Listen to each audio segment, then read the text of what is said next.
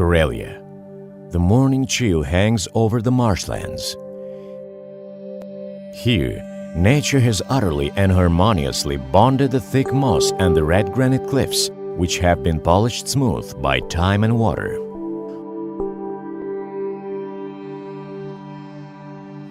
Water, which begins its journey here, makes its way across the northern taiga, leaving saucer-shaped lakes and small canyons behind it, carved right out of the rocks over thousands of years.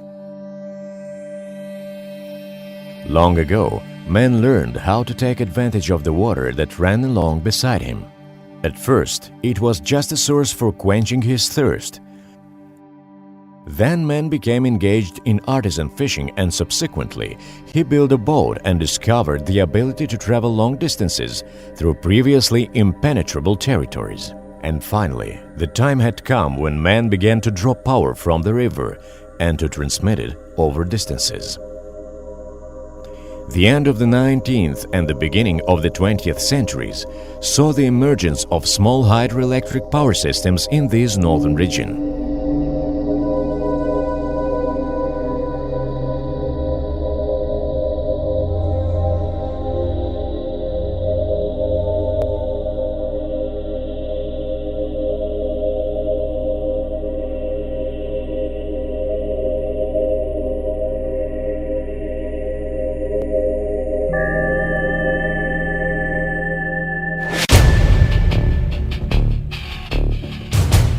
There is a legend that the lights went out once in one of the villages.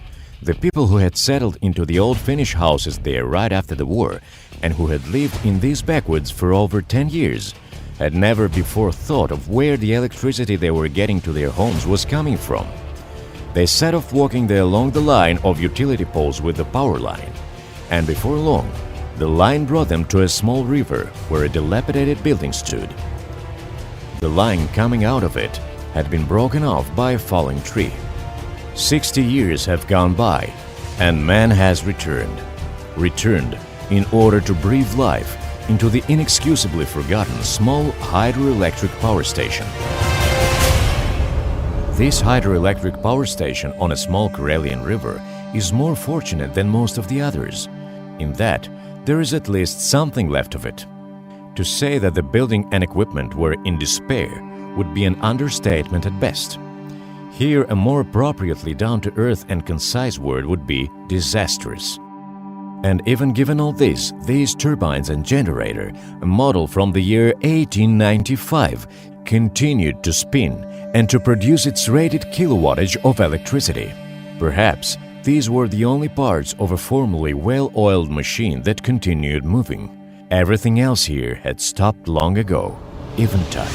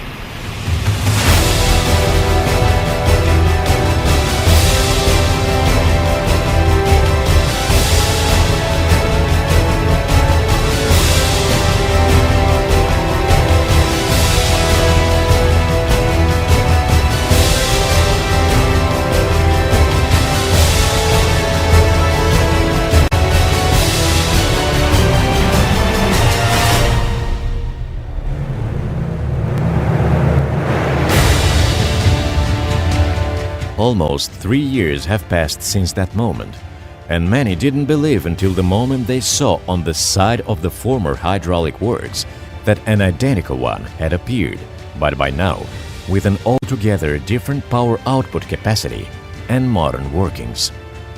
This was the first completed project of the small hydroelectric plants of Karelia. And there are so many of these small hydroelectric power stations which have yet to be restored. Rather, not so much to be restored as to be rebuilt anew, because there is nothing left of them, nothing besides the river. And for all that, you don't need to flood the villages to the very tops of the bell towers. You don't need to build a dam from untold millions of cubic meters of concrete. And you don't need to explain to fish which for thousands of years have headed upstream to spawn that now they're out of luck. You just need to simply find a spot where nature has done almost everything itself. Yes, it will be a small hydroelectric power station, but any inquisitive mind knows that in Karelia there are about 27,000 rivers. This intensive project for the restoration of these small hydroelectric power stations is being carried out under the management of the hydro generation company, the CJSC North Hydro, with the support of the government of Karelia.